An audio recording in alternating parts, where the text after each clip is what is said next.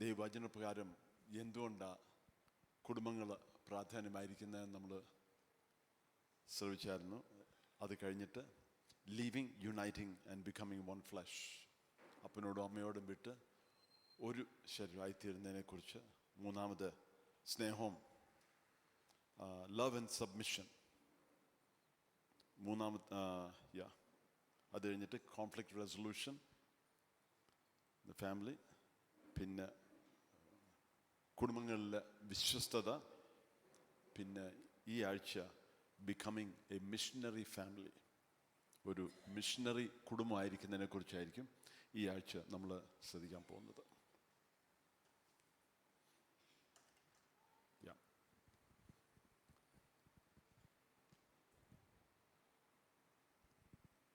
എന്തിന് മിഷണറി കുടുംബമാവണം? എനിക്ക് എൻ്റെ കാര്യം നോക്കി അങ്ങ് പോയാൽ പോരായോ? ഞങ്ങളുടെ വീട്ടിലെ കാര്യങ്ങൾ, കുഞ്ഞുങ്ങളുടെ കാര്യങ്ങൾ, ഭാവിയുടെ കാര്യങ്ങൾ, അതെല്ലാത്തിനും വളരെ പ്രാധാന്യമുള്ളതാണല്ലോ. എളുപ്പമുള്ളതുമല്ല, പാടാ, അതിൻ്റെ ആയിട്ടുള്ള കഷ്ടതയും പ്രയാസമുണ്ട്. സ്വന്തം കാര്യം നോക്കി പോയാൽ പോരായോ? മറ്റുള്ളവരെ നന്നാക്കാൻ നടന്നിട്ട് കാര്യമുണ്ടോ? എന്തുകൊണ്ട്? അതിൻ്റെ മോട്ടിവേഷൻ എന്തുവാ? എങ്ങനെ ഒരു മിഷണറി കുടുംബമായി തീരാമെന്നാണ് ഇന്ന് നമ്മൾ ശ്രമിക്കാൻ പോകുന്നത്. എന്നാലും അതിന് മുമ്പേ തന്നെ ഞാൻ ചോദിക്കുക, ഇതെന്തിനാ? ഇതിൻ്റെ വല്ല ആവശ്യമുണ്ടോ? ഇതിൻ്റെ കാരണം എന്തുവാ? ഒരു വ്യക്തിയെ ക്രിസ്തുവിലേക്ക് നേടുവാണെങ്കിൽ നമുക്കെന്തെങ്കിലും അതിനകത്തുനിന്ന് കിട്ടാനുണ്ടോ? പലർക്കും തെറ്റിദ്ധാരണയുണ്ട്. ആരെങ്കിലും നേടുവാണെങ്കിൽ എത്രയോ പൈസ ലഭിക്കും, വിദേശ രാജ്യങ്ങളിലൊക്കെ അവിടെ നിന്നൊക്കെ ലക്ഷങ്ങൾ കിട്ടും എന്നൊക്കെയുള്ള ഒത്തിരി തെറ്റിദ്ധാരണകൾ മനുഷ്യരുടെ ഇടയിലുണ്ട്. അങ്ങനെ വല്ലതും കിട്ടുമോ? അത് കിട്ടാൻ വേണ്ടിയാണോ?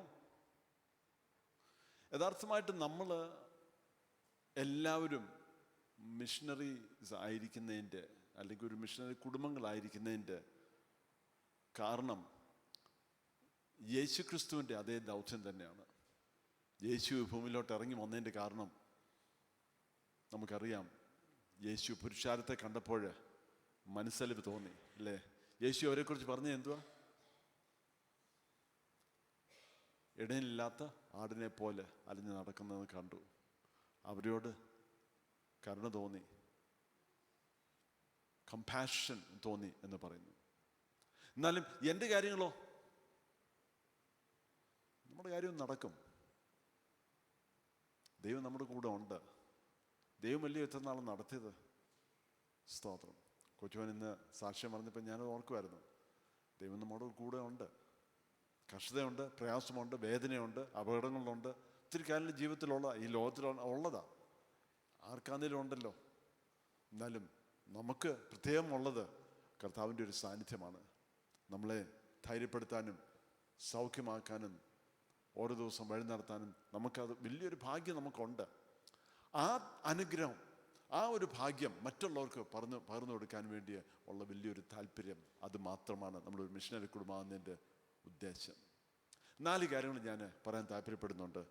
എന്തുകൊണ്ട് എങ്ങനെ നമ്മളൊരു മിഷണറി കുടുംബമായി തീരാമെന്ന് നോക്കി 4 കാര്യങ്ങൾ ശ്രദ്ധിച്ചോണേ. ആരെങ്കിലും നോട്ട് എഴുതുന്നെങ്കിൽ അതിനകത്ത് 3 വാക്യങ്ങളെ ഞാൻ ഷെയർ ചെയ്യുന്നുള്ളൂ.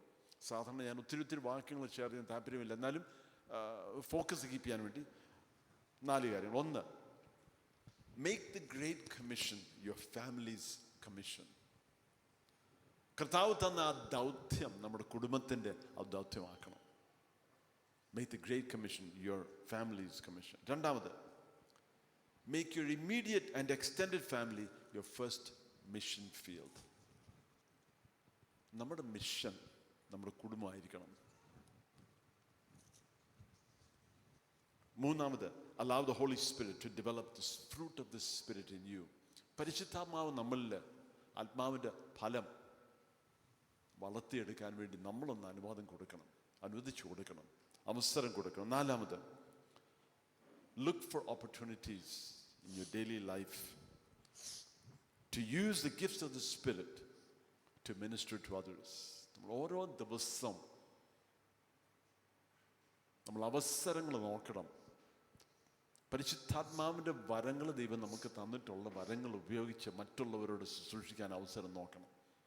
എല്ലാ ദിവസവും, ഞായറാഴ്ച മാത്രമല്ല. ആരംഭത്തിൽ നമുക്ക് നോക്കാം മത്തായിയുടെ സുവിശേഷം 28-ാം അധ്യായം, അതിൻ്റെ 19-20 വാക്യങ്ങൾ ശ്രദ്ധിച്ചോണം. പിതാവിൻ്റെയും പുത്രൻ്റെയും പരിശുദ്ധാത്മാവിൻ്റെയും നാമത്തിൽ സ്നാനം കഴിപ്പിച്ചും ഞാൻ നിങ്ങളോട് കൽപ്പിച്ചതൊക്കെയും പ്രമാണിപ്പാൻ തക്കവണ്ണം ഉപദേശിച്ചും കൊണ്ട് സകല ജാതികളെയും ശിഷ്യരാക്കിക്കൊള്ളുവീൻ. ഞാനോ ലോകാവസാനത്തോളം എല്ലാ നാളും നിങ്ങളോട് കൂടെയുണ്ട് എന്ന് അരുളി ചെയ്തു. ഗ്രേറ്റ് കമ്മീഷൻ എന്ന് പറയുന്ന ഈ ഒരു ദൗത്യം ക്രിസ്തു ശിഷ്യന്മാർക്ക് കൊടുത്തതാണ്. ശിഷ്യന്മാരാരാ? 12 പേരാണോ? 70 പേരാണോ? 72 പേരാണോ? 1 കൊരിന്ത്യർ 15-ാം അധ്യായത്തിൽ 500 ചില്ലുവാൻ ആൾക്കാരുടെ കാര്യം, 500 സഹോദരന്മാരുടെ കാര്യം പറയുന്നുണ്ട്. എല്ലാവരും ശിഷ്യന്മാരാണ്. നമ്മളെല്ലാവരും ക്രിസ്തുവിൻ്റെ ശിഷ്യന്മാരാണ്. നമുക്ക് ദൈവം തന്നിരിക്കുന്ന ദൗത്യം ഇതാണ്. നമ്മളൊരു കുടുംബമായിട്ട്, ഒരു വ്യക്തിയായിട്ട് നമ്മളൊരു തീരുമാനം എടുക്കണം. എൻ്റെ ജീവിതത്തിൽ ഇതൊരു ലക്ഷ്യമാക്കിയെടുക്കണം. സകലരെയും യേശുവിൻ്റെ ശിഷ്യരാക്കണം എനിക്ക്.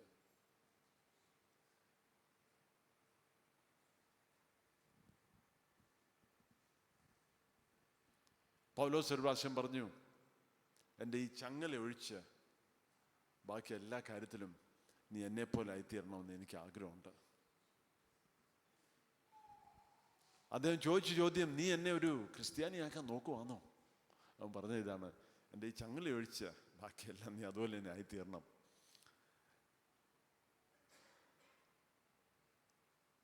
ഈ യേശുവായിട്ടുള്ളൊരു ബന്ധം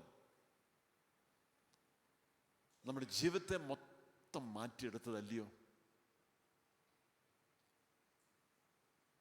പ്രയാസങ്ങളും വേദനയും ബുദ്ധിമുട്ടും നമ്മൾ അനുഭവിക്കുന്നെങ്കിലും അതിൻ്റെ മധ്യേ ഇത്രത്തോളം താങ്ങിയത്, നിലനിർത്തിയത് ആ കർത്താവുമായിട്ടുള്ള ബന്ധമല്ലയോ?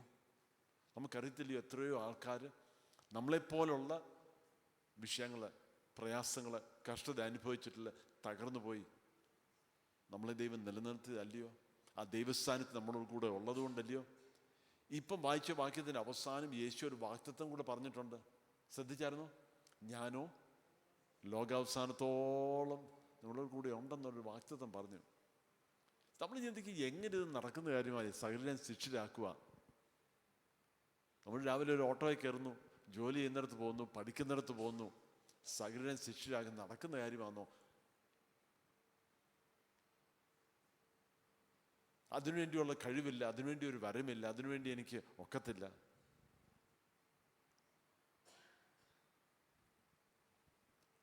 യേശുവിനെ അനുസരിക്കുന്ന ഒരു മനോഭാവമാണ് നമുക്ക് വേണ്ടത്. ശിഷ്യരാക്കുന്നതിനെ കുറിച്ച് 2 കാര്യം ഇവിടെ പറഞ്ഞിട്ടുണ്ട്. എങ്ങനെയാ ശിഷ്യരാക്കേണ്ട? 2 കാര്യമാണ്. ഒന്ന്, അവരെ പിതാവിൻ്റെ പുത്രൻ്റെ പരിശുദ്ധാത്മാവിൻ്റെ നാമത്തിൽ സ്നാനം കഴിപ്പിക്കണം. അതിനോട് രണ്ടാമതൊരു കാര്യം പറഞ്ഞിട്ടുണ്ട്, ഞാൻ കൽപ്പിച്ചതൊക്കെയും അനുസരിക്കാൻ പഠിപ്പിക്കണം. അപ്പം രണ്ടാമത് ചെയ്യേണ്ടത് എന്തുവാ? ഞാൻ പറഞ്ഞതൊക്കെയും അല്ല, ഞാൻ കൽപ്പിച്ചതൊക്കെയും പഠിപ്പിക്കണമെന്നല്ല, അല്ല, അനുസരിക്കാൻ പഠിപ്പിക്കണം. ക്രിസ്തുവിനോട് അനുസരണം പഠിപ്പിക്കണം. ടീച്ചിങ് ദം ടു ഒബേ, അനുസരണം പഠിപ്പിക്കണം. വചനം തീർച്ചയായിട്ടും നമ്മൾ പഠിക്കണം. ഒത്തിരി വചനത്തിൻ്റെ ജ്ഞാനം കൊണ്ട് മാത്രം പോരാ, അതനുസരിക്കുന്ന ഒരു മനോഭാവം, ഒരു ശീലം ശരീരത്തിൽ മനുഷ്യർക്ക് വേണം. നമുക്കത് വേണം. സകലരെ ശിഷ്യരാക്കുന്നതിൻ്റെ 2 ഫാക്ടർ അതിനകത്തുള്ളത്. ഒന്ന്, അവർ സ്നാനപ്പെടണം. രണ്ടാമത്, യേശുവിനെ അനുസരിക്കണം. ഈ 2 കാര്യങ്ങളാണ്. അപ്പം നമ്മളൊരു ശിഷ്യരാണോ? ശിഷ്യനാണെങ്കിൽ നമ്മളും അനുസരിക്കാനൊരു കാര്യമുണ്ട്. എന്തും അനുസരിക്കേണ്ടത്? ഈ യേശു പറഞ്ഞ് ഇത് തന്നെ അനുസരണം നമ്മുടെ ജീവിതത്തിൽ ആവശ്യമുണ്ട്. അനുസരിക്കാൻ പഠിപ്പിക്കണമെന്ന് പറഞ്ഞാൽ അതിന് നേരെ മുമ്പേ തന്നെ ഒരു കൽപ്പന യേശു പറഞ്ഞേക്കുക, സകലനെ ശിഷ്യരാക്കുക. അപ്പൊ നമ്മുടെ കുടുംബത്തിൻ്റെ ദൗത്യം ഇതാക്കിയെടുക്കണം.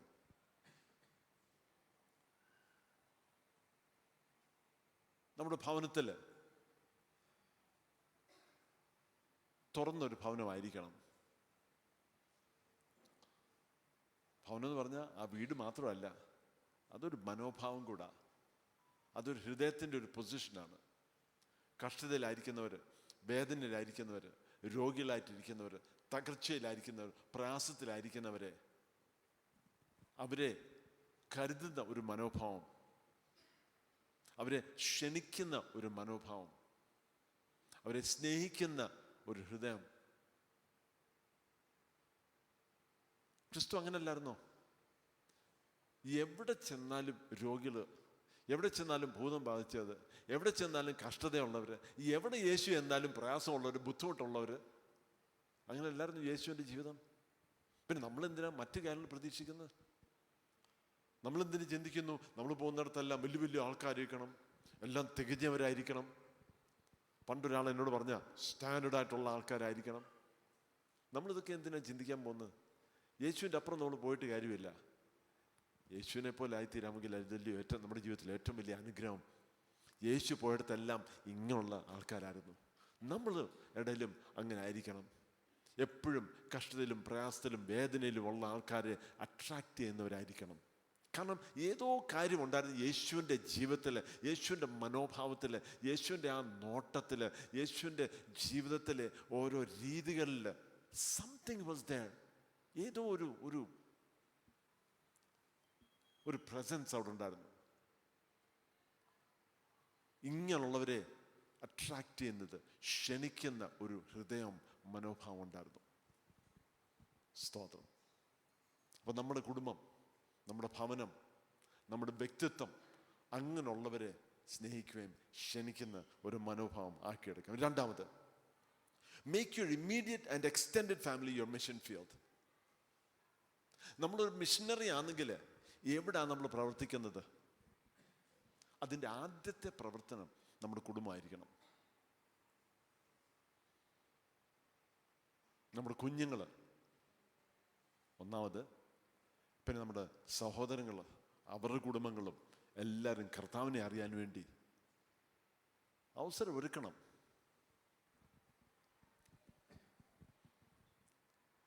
ചിലപ്പോൾ അത് ബുദ്ധിമുട്ടായിരിക്കും, പ്രയാസമായിരിക്കാം, എന്നാലും അതിന് അവസരം ഉണ്ടാവും. നമ്മൾ ഉണ്ടാക്കിയെടുക്കണം. ആരുടെയെങ്കിലും ബർത്ത്ഡേ ഉണ്ടോ, നമ്മുടെ കുടുംബത്തിലുള്ള എല്ലാവരും കൂട്ടിയും വിളിക്കണം. വിളിച്ചിട്ട് ആ സമയത്ത് ഒരു പ്രാർത്ഥിക്കാൻ വേണ്ടി ഒരു സമയം എടുക്കുക. ഞങ്ങളുടെ ഫാമിലിയുമായിട്ട് ഞാൻ ഒത്തിരി ഡിസ്കണക്റ്റഡ് ആയിരുന്നു. കാരണം ഞാൻ ഇവിടെ ഇല്ലായിരുന്നല്ലോ, ഇവിടെ അല്ല വളർന്നത്.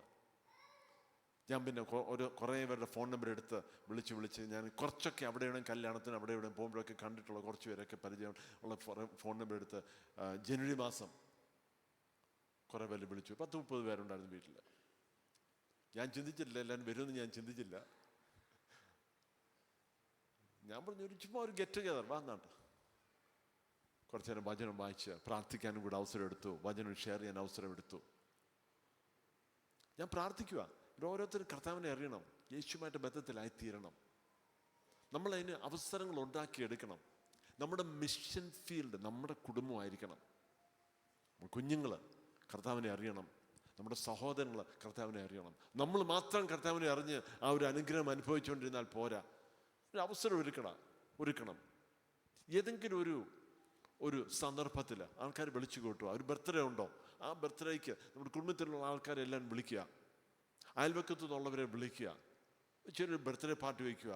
അതിൻ്റെ കൂടെ ദൈവവചനം വായിക്കാനും ഷെയർ ചെയ്യാനും കൂടെ അവസരം. ഞാൻ വരാൻ താല്പര്യമുള്ള മറ്റുള്ളവരും ഉണ്ട്. വന്ന് വചനം ഷെയർ ചെയ്യാം, ചില വാക്കുകൾ പറയാം, കർത്താവിൻ്റെ സന്ദേശം, കർത്താവിൻ്റെ സ്നേഹം ഒന്ന് പകരാൻ അവസരം എടുക്കാം. രോഗികളുണ്ടെങ്കിൽ അവർക്ക് വേണ്ടി പ്രാർത്ഥിക്കാം. പരിശുദ്ധാത്മാവിൻ്റെ പ്രവൃത്തി അവരുടെ ജീവിതത്തിൽ നിന്ന് ഒരു അവസരം കൊടുക്കുക. ഇത് മാത്രമേ ഉള്ളൂ. ബാക്കി ദൈവത്തിൻ്റെ ഉത്തരവാദിത്തമാണ്. നമ്മൾ അതിനൊരു അവസരം ഒരുക്കി കൊടുക്കുക. യേശുവിൻ്റെ കൽപ്പനയായത് അല്ലേ, സകലരെയും ശിഷ്യരാക്കുക. അത് നമ്മുടെ കുടുംബത്തിൻ്റെ ദൗത്യമാക്കുക. നമ്മളത് പഠിച്ചെടുക്കണം. എങ്ങനെ നമ്മൾ റീച്ച് ഔട്ട് ചെയ്യണം, പല രീതികൾ, പല അവസരങ്ങൾ കണ്ടുപിടിച്ചിട്ട് ആൾക്കാരെ നമ്മുടെ ഭവനത്തിലോട്ട് ക്ഷണിച്ച് അതിനുവേണ്ടി ഒരു അവസരം എടുക്കുക. മൂന്നാമത്തെ കാര്യം, allow the Holy Spirit to develop the fruit of the Spirit in you. ആത്മാവിൻ്റെ ഫലം. ഗലാത്യർ 2-ാം അധ്യായം അതിൻ്റെ 22ഉം 23ഉം ആത്മാവിൻ്റെ ഫലങ്ങൾ നമുക്കൊന്ന് ശ്രദ്ധിക്കാം. ആത്മാവിന്റെ ഫലമോ സ്നേഹം, സന്തോഷം, സമാധാനം, ദീർഘക്ഷമ, ദയ, പരോപകാരം, വിശ്വസ്തത, സൗമ്യത, ഇന്ദ്രിയജയം. ഈ വകയ്ക്ക് വിരോധമായി ഒരു ന്യായപ്രമാണവുമില്ല. ക്രിസ്തുയേശുവിലുള്ളവർ ജഡത്തെ അതിന്റെ മതി രാഗമോഹങ്ങളോടുകൂടെ മതി മതി മതി അത്ര മതി. ആത്മാവിൻ്റെ ഫലം ഇത് നമുക്കറിയാമല്ലോ. ഫലങ്ങളെന്നല്ലേ പറഞ്ഞേക്കുന്നത്, സിംഗുലറാണ് ഫലം. ഇതൊരു പാക്കേജാണ് കേട്ടോ. ഈ ബെനിഫിറ്റ്സ് പാക്കേജ് എന്ന് പറഞ്ഞാൽ ഇതൊരു പാക്കേജാണ്. ഇത് യഥാർത്ഥമായിട്ടൊരു ബെനിഫിറ്റ്സ് പാക്കേജാണ്. സ്തോത്രം. ആ ബെനിഫിറ്റ്സ് പാക്കേജ് എന്ന് പറഞ്ഞാൽ എല്ലാം കൂടെ ഒരുമിച്ച് കിട്ടുന്നതല്ല അല്ലേ. ഒരു ജോലി കയറിയല്ല, അതെല്ലാം കൂടെ ഒരുമിച്ചല്ല, ക്രമക്രമമായിട്ടാണ് കിട്ടുന്നത്. നമ്മുടെ ഒരു ബെനിഫിറ്റ്സ് പാക്കേജാണ് ഇത്. എന്നല്ല അതിന് പങ്കു ചേരണം. ഏതൊക്കെയാ? ഭയങ്കര ഒരു ലിസ്റ്റായതല്ലേ. നോക്കിയേ, സ്നേഹം, സന്തോഷം, സമാധാനം. സൗമ്യത. ഓരോന്നും നമ്മുടെ ജീവിതത്തിൽ ഒന്ന് ഏറ്റെടുക്കാൻ നോക്കുമോ? സ്നേഹമുള്ളവരായിരിക്കാൻ നോക്കുമോ? ആൾക്കാരോട് സ്നേഹം കാണിക്കുന്ന ഒരു മനോഭാവം, സന്തോഷം. നമ്മളെ ആൾക്കാർ കാണുമ്പോഴും സന്തോഷമുള്ളവരാണോ? അതോ എപ്പോൾ കണ്ടാലും പ്രയാസത്തോട്? എങ്ങനെയുണ്ട്? സുഖമായിരിക്കുന്നോ? ഓ എന്തോ സുഖമാ. സന്തോഷമായിരിക്കുന്നോ? ഓ എന്തോ സന്തോഷമാ. ഇങ്ങനെയൊക്കെയല്ലേ കാര്യങ്ങൾ.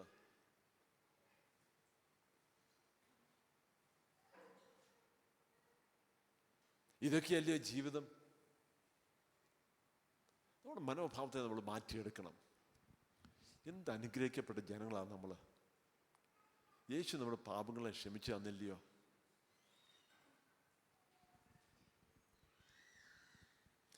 ഇന്ന് കർത്തൃമേശ കഴിഞ്ഞിട്ട് പാടിയ പാട്ട് രണ്ടാമത് പാടിയപ്പോൾ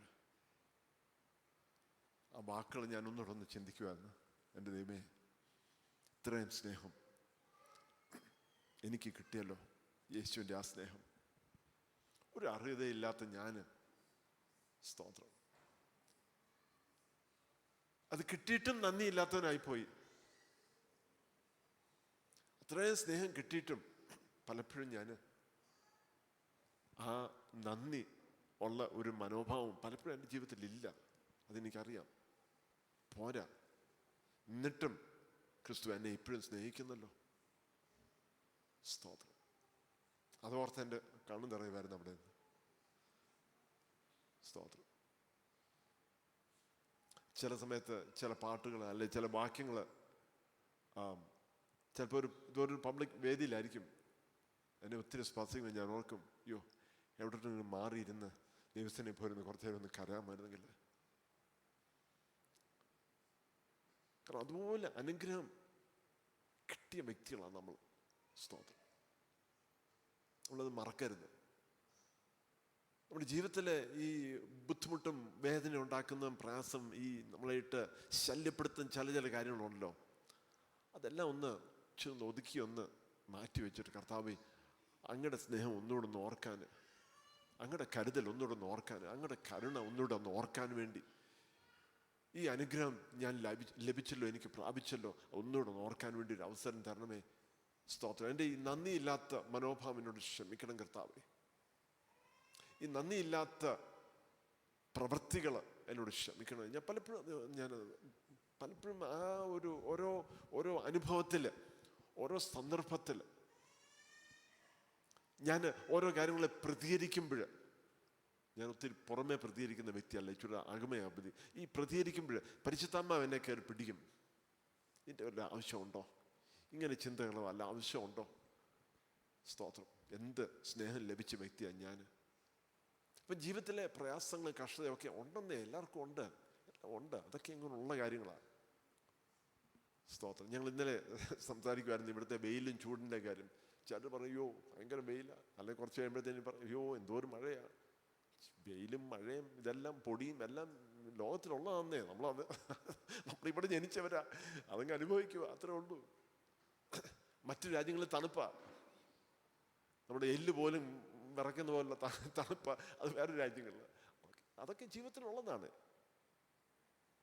സ്നേഹം, സന്തോഷം, മറ്റുള്ളവർ ദൈവമക്കളെ കാണുമ്പോഴും സന്തോഷമുള്ളവരായിരിക്കും. ഫേക്കായിട്ട് ചുമ്മാ ചിരിച്ചുകൊണ്ട് നടക്കല്ല കേട്ടോ. എന്തോ അതിന് പറഞ്ഞ പ്ലാസ്റ്റിക് സ്മൈലോ, അതിൻ്റെ ആവശ്യമില്ല. ഫേക്കായിട്ടല്ല, യേശു എന്നെ സ്നേഹിക്കാനുള്ളത് കൊണ്ട്, മനസ്സിലാവും. ചുമ്മാ കാണിച്ചുകൊണ്ടിരിക്കാനുള്ള ചിരിയല്ല. ഈ സെൽഫി സ്മൈൽ എന്ന് പറയില്ലേ, ഫോട്ടോ എടുക്കാൻ ചിലരുണ്ടല്ലോ, അങ്ങോട്ട് നിൽക്കുമ്പോഴത്തേക്ക് അതിൻ്റെ ആയിട്ടുള്ള പ്രത്യേക ഒരു ചിരിയൊക്കെ ഉണ്ട്. ഫോട്ടോയ്ക്ക് കുഴപ്പമില്ല, എന്നാലും ബാക്കി സമയങ്ങളിൽ ചെയ്യാൻ പോയാലുണ്ടല്ലോ വലിയ പ്രശ്നമാണ് അത്. അതുകൊണ്ട് ഫോട്ടോ അത് വേണ്ട. സ്നേഹം, സന്തോഷം, സമാധാനം, ദീർഘക്ഷമ. സ്തോത്രം. പാടാ, എനിക്കറിയാം പാടാ, എന്നാലും ദീർഘക്ഷമ. എല്ലാത്തിനും പ്രതികരിക്കേണ്ട ആവശ്യമില്ല. ഞങ്ങൾ ചില ആഴ്ചകൾ മുമ്പേ ഒരു ചർച്ചിൽ, എൻ്റെ ഒരു കൂട്ടുകാരൻ്റെ സഭയാണ്, എൻ്റെ കൂടെ പഠിച്ച ഒരാളാണ്. അദ്ദേഹത്തിൻ്റെ ചർച്ചിൽ ഈ കപ്പിൾസിന് വേണ്ടിയുള്ളൊരു നൈറ്റ് ഉണ്ടായിരുന്നു. ഫെബ്രുവരി വാലന്റൈൻസ് ഡേ ആ ആഴ്ചയിൽ കപ്പിൾസിന് വേണ്ടി പ്രത്യേക ഒരു മീറ്റിംഗ് ഉണ്ടായിരുന്നു. അപ്പം അവിടെ ഒരു കപ്പിൾ ഉണ്ടായിരുന്നു. വിവാഹം കഴിഞ്ഞിട്ട് 60-62 വർഷം കഴിഞ്ഞു. വിവാഹം കഴിഞ്ഞ് 60-62 വർഷം കഴിഞ്ഞ ഒരു ഫാമിലിയാണ്. അപ്പം അവരോടൊരാൾ ചോദിച്ചു, നിങ്ങളുടെ വിവാഹ ജീവിതത്തിൻ്റെ രഹസ്യം എന്തുവാ? ആ പുള്ളിക്കാരത്തി പറഞ്ഞത് എന്താ അറിയോ? നിന്റെ വായ അങ്ങ് അടച്ചു വയ്ക്കാമോ? അതാ പുള്ളി പറഞ്ഞത്, വായ അടച്ചു വെച്ച്. അതിൻ്റെ രഹസ്യം പറഞ്ഞ വായ അങ്ങ് അടച്ചു വെച്ച്, അതാ എൻ്റെ രഹസ്യം എന്ന് പറഞ്ഞു. ദീർഘക്ഷമ. എല്ലാത്തിനും പ്രതികരിക്കേണ്ട ആവശ്യമില്ല. എല്ലാത്തിനെക്കുറിച്ച് എനിക്ക് പല അഭിപ്രായങ്ങളുണ്ട്, എല്ലാത്തിനെക്കുറിച്ച് 2 വാക്ക് പറയാനൊക്കെ ഉണ്ട്, പല ചിന്തകൾ എനിക്കുണ്ട്. വേണ്ട, പറയണ്ട, അവിടെ വെച്ചേരാ. മനസ്സിലായോ? എല്ലാത്തിനെക്കുറിച്ച് എനിക്ക് എന്തെങ്കിലും പറയാനുണ്ട്. കൊച്ചിലെ എന്നെക്കുറിച്ച് പറയുന്നത് എപ്പോഴും ഭയങ്കര സംസാരമായിരുന്നു പറഞ്ഞത്. പിന്നെ ഏതോ ഒരു സമയം കഴിഞ്ഞപ്പോഴും അതങ്ങ് നിന്നു. ഇത്തിരി പറയാനുണ്ട്, വേണ്ട, ഇത്തിരി ഒന്നും പറയണ്ട, എൻ്റെ ആവശ്യമില്ല. അത് ഞാൻ ടൈമറും വെച്ചിട്ടുണ്ട്, ഒരു 30 മിനിറ്റിനകത്ത് തീർക്കണമെന്നുണ്ട്. ഒത്തിരി ഒന്നും പറഞ്ഞിട്ട് കാര്യമില്ല. പരിശുദ്ധാത്മാവ് ബാക്കി പ്രവർത്തിച്ച് കേട്ടോ, അത് എൻ്റെ ആഗ്രഹം. അത് ഏറ്റവും നല്ലത്. നമ്മൾ ചെയ്യുന്നതിന് അപ്പുറം പരിശുദ്ധാത്മാവ് ചെയ്യും. സ്നേഹം, ദീർഘക്ഷമ, ദയ, പരോപകാരം, വിശ്വസ്തത, സൗമ്യത, ഇന്ദ്രജയം. ഇതെല്ലാം നമ്മുടെ ജീവിതത്തിൽ ദൈവം പണിതുകൊണ്ടിരിക്കുകയാണ്. നോട്ട് എഴുതുന്നവരുണ്ടെങ്കിൽ 2 പത്രോസ് 1-ാം അധ്യായം അതിൻ്റെ ആദ്യത്തെ 8 വാക്യങ്ങളാണെന്ന് തോന്നുന്നു, അതോ 8-10 വാക്യങ്ങളോ നോക്കിയാൽ മതി. ഇങ്ങനെയുള്ള ചില ക്വാളിറ്റീസ് നമ്മുടെ ജീവിതത്തിൽ ഇൻക്രീസിങ് മെഷർ വർദ്ധിച്ചുകൊണ്ടിരിക്കുന്ന കാര്യം പറയുന്നുണ്ട്. ഇതെല്ലാം നമുക്ക് ആവശ്യമുള്ളതാണ്. എന്നാൽ ഇത് നമ്മളിൽ ദൈവം പണിതുകൊണ്ടിരിക്കുക, വർദ്ധിച്ചുകൊണ്ടിരിക്കുക. 2 പീറ്റർ 2 പത്രോസ് 1-ാം അധ്യായത്തിലാണ്. അത് ഇപ്പോൾ എടുക്കണ്ട, എന്നാലും ഒന്ന് നോക്കിയാൽ മതി, പുറകാലം എപ്പോഴും നോക്കിയാൽ മതി. ആത്മാവിൻ്റെ ഫലം നമ്മുടെ ക്യാരക്ടറിനെ ട്രാൻസ്ഫോം ചെയ്തുകൊണ്ടിരിക്കുക. എന്നാലും ഇത് നടക്കണമെങ്കിൽ പരിശുദ്ധാത്മാവിന് നമ്മൾ കീഴ്പ്പെട്ടിരിക്കുന്ന മനോഭാവം വേണം. സബ്മിസിവ്നെസ് ടു ദ ഹോളി സ്പിരിറ്റ്. മനസ്സിലായോ? ദേഷ്യം വരുമ്പോൾ 2 വാക്ക് തിരിച്ച് പറയണമെന്ന് തോന്നുമ്പോൾ ആത്മാവ് നമ്മുടെ ഉള്ളിൽ ഒരു ചെറിയൊരു ചെക്ക് തരും. നിനക്ക് എൻ്റെ വല്ല ആവശ്യമുണ്ടോ, പറയേണ്ട ആവശ്യമുണ്ടോ എന്നൊക്കെ ദൈവത്തിൻ്റെ ആത്മാവ് നമ്മുടെ ഉള്ളിൽ ഒരു ചെറിയൊരു പല വാക്കുകളുണ്ട്, ചിലപ്പോൾ ഒരു കുത്തലെന്ന് പറയും അല്ലേ, അത് തരും. അതിനനുസരിക്കാനുള്ള മനോഭാവം നമുക്ക് വേണം. അതിനെ പരിശുദ്ധാത്മാവിനെ ഒതുക്കി മാറ്റി ഞാൻ എൻ്റെ കാര്യം ചെയ്യുമെന്നുള്ള അതല്ല, ആ മനോഭാവമല്ല. ഞാൻ ആത്മാവിന് സബ്മിസ്സീവായിരിക്കാൻ, കീഴ്പ്പെട്ടിരിക്കാൻ, പരിശുദ്ധാത്മാവിന് കീഴ്പ്പെട്ടിരിക്കാൻ ഒരു മനോഭാവം ഉണ്ടെങ്കിൽ നമ്മുടെ ഉള്ളിൽ ദൈവം ആ ക്യാരക്ടറെല്ലാം പണിതെടുക്കും. ഞാൻ പറഞ്ഞല്ലയോ, ഒരു പാക്കേജാണ്, ഒരു ബെനിഫിറ്റ്സ് പാക്കേജാണ് നമുക്കുള്ളത്. പരിശുദ്ധാത്മാവ് ഇതെല്ലാം നമ്മുടെ ജീവിതത്തിൽ ചെയ്തെടുക്കും. സ്തോത്രം.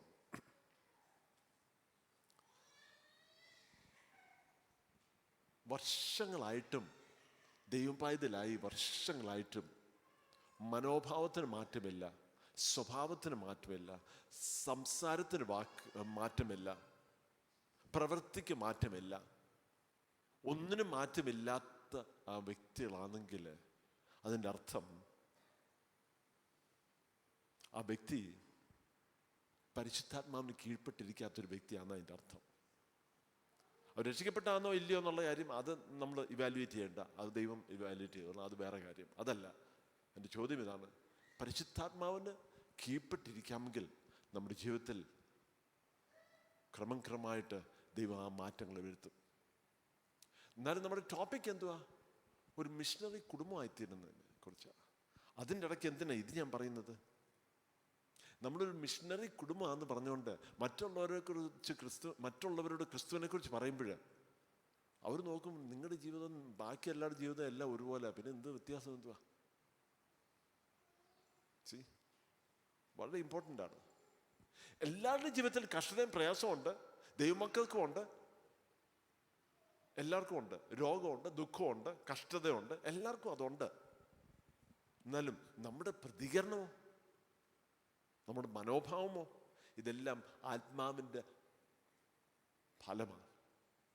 ആത്മാവിൻ്റെ ഫലം നമ്മുടെ ജീവിതത്തിൽ ഉണ്ടെങ്കിൽ മറ്റുള്ളവരെ നമ്മുടെ ജീവിതം നോക്കുമ്പോൾ അറിയാം, യെസ്, എല്ലാവരെ പോലെ ഇവർക്കും കഷ്ടതയും പ്രയാസവും ഉണ്ട്, എന്നാലും ഏതാണ്ട് വ്യത്യാസമുണ്ടല്ലോ, മനോഭാവത്തിന് വ്യത്യാസമുണ്ടല്ലോ, സ്വഭാവത്തിന് ചിന്താഗതിക്ക് വ്യത്യാസമുണ്ടല്ലോ, ഞാൻ ചിന്തിക്കുന്ന പോലല്ല നിങ്ങൾ ചിന്തിക്കുന്നത്, അവരത് മനസ്സിലാക്കും.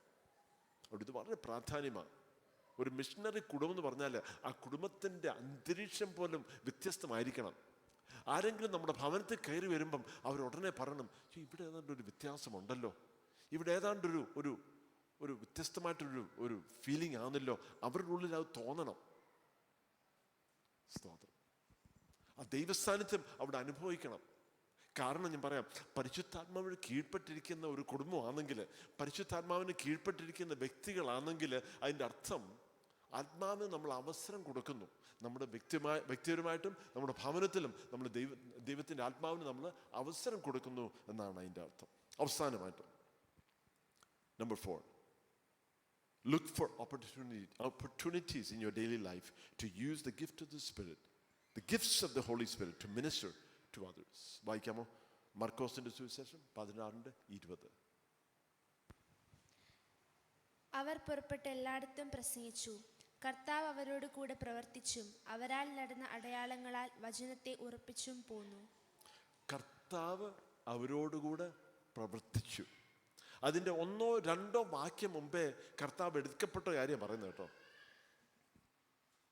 എക്സാക്ട് വാക്യത്തിൻ്റെ നമ്പർ ഓർമ്മയില്ല. 1-2 വാക്യം മുമ്പേ അവിടെ പറയുന്നുണ്ടല്ലോ, കർത്താവ് അവരുടെ നിന്ന് എടുക്കപ്പെട്ടു. അത് കഴിഞ്ഞിട്ട് പറഞ്ഞ എന്തുവാ? അവർ പുറപ്പെട്ട് എല്ലായിടത്തും പ്രസംഗിച്ചു. കർത്താവ് അവരോടുകൂടെ. സ്തോത്രം. ഈ എടുക്കപ്പെട്ട കർത്താവ് അവരോടുകൂടെ. അതെങ്ങനെ? മത്തായിയുടെ സുവിശേഷം നമ്മൾ വായിച്ചല്ലോ, ആ ഗ്രേറ്റ് കമ്മീഷൻ കൊടുത്ത ദൗത്യം. ആ ദൗത്യം കൊടുത്തിട്ട് അവസാനം പറഞ്ഞത് എന്തുവാ? ഞാനോ നിങ്ങളോട് കൂടെ ലോകാവസാനത്തോളം ഞാൻ നിങ്ങളുടെ കൂടെ ഉണ്ടെന്ന് പറഞ്ഞു. അവർ വാക്തത്വം പറഞ്ഞു. അതാ ഇവിടെ നടക്കുന്നത് കേട്ടോ. മത്തായി അവസാനം ശിഷ്യന്മാരോട് പറഞ്ഞ ആ ഒരു വാക്തത്വം, ലോകാവസാനം വരെ ഞാൻ നിങ്ങളോട് കൂടെ ഉണ്ടെന്ന് പറഞ്ഞു. അതാ ഇവിടെ നടക്കുന്ന മർക്കോസിന്റെ സുവിശേഷം 16:20. കർത്താവ് ഓരോരു കൂടെ പ്രവർത്തിച്ച്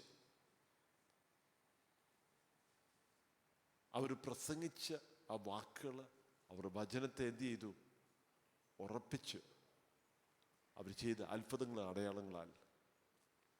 നമ്മളൊരു മിഷണറി കുടുംബം എന്ന് പറയുമ്പോൾ നമുക്ക് ദൈവം തന്നിട്ടുള്ള ആത്മാവിൻ്റെ വരങ്ങൾ, പരിശുദ്ധാത്മാവിൻ്റെ പ്രവൃത്തി, പരിശുദ്ധാത്മാവിൻ്റെ ശക്തി ഉപയോഗിച്ച് മറ്റുള്ളവരെ അനുഗ്രഹിക്കാൻ ഒരു അവസരമായിരിക്കണം.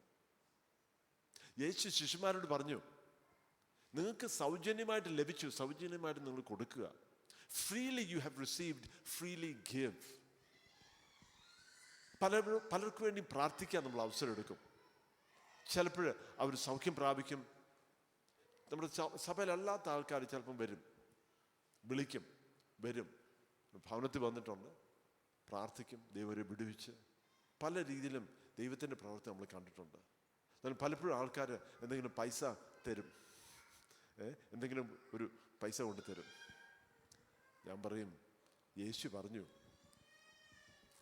സൗജന്യമായിട്ട് ലഭിച്ചു, സൗജന്യമായിട്ട് കൊടുക്കുക. ഞാൻ ഒരാൾക്ക് വേണ്ടി പ്രാർത്ഥിക്കുന്നതിന് വേണ്ടി പൈസ വാങ്ങിച്ചിട്ട് ഞാൻ പറഞ്ഞു, എനിക്ക് ഒക്കത്തില്ല, അത് വേണ്ട, സാരമില്ല. അല്ല, ഞാൻ എന്തെങ്കിലും ഫീസ് ഇല്ലയോ? എന്തോ ഫീസാ? ഒരു ഫീസും ഇല്ലാതെ എനിക്ക് തന്നു, രക്ഷ തന്നു, പാപക്ഷമ തന്നു, സൗഖ്യം തന്നു. കഴിഞ്ഞ ദിവസം എന്നോട് ഒരാൾ ആ നടുവേദനയുടെ കാര്യം ചോദിക്കുമായിരുന്നു. ഞാൻ പറഞ്ഞു എനിക്കറിയത്തില്ല, എന്താ പറയണമെന്ന് എനിക്കറിയത്തില്ല. 2012 ദൈവം എന്നെ സൗഖ്യമാക്കിയത് ജീവിതം തിരിച്ചു കിട്ടിയതുപോലുള്ള അനുഭവമാണ്. എല്ലാം ഒന്ന് ഒതുക്കി, ജീവിതത്തിലെ എല്ലാ കാര്യങ്ങളും ഒന്ന് ഒതുക്കി പാക്കപ്പ് ചെയ്ത് ഒന്ന് ഒതുങ്ങി എങ്ങനെങ്കിലുമൊക്കെ മരണം വരെ അങ്ങ് തട്ടിമുട്ടി പോകണം എന്നുള്ള മനോഭാവത്തിൽ ഇരിക്കുമായിരുന്നു. ദൈവം വിടുവിച്ചതാ. സ്തോത്രം. അതെല്ലാം ഒരു ദൈവത്തിൻ്റെ പ്രവൃത്തി നമ്മൾ അനുഭവിക്കുന്നതാണ്. അപ്പം നമ്മൾ അവസരങ്ങൾ നോക്കണം. എങ്ങനെ മറ്റുള്ളവരോട് ശുശ്രൂഷിക്കാൻ വേണ്ടി നമ്മൾ അവസരം നോക്കണം. അത് ശുശ്രൂഷിക്കുന്ന എങ്ങനെ? നമ്മൾ ദൈവത്തിൻ്റെ വചനം അവരോട് പറഞ്ഞാൽ മതി, യേശുവിനെ കുറിച്ച് പറഞ്ഞാൽ മതി. ബാക്കി കാര്യമുള്ള യേശു നമ്മുടെ കൂടെ വന്ന് നമ്മൾ പറയുന്ന വാക്കിനെ ഉറപ്പിച്ചോളും. എങ്ങനെ?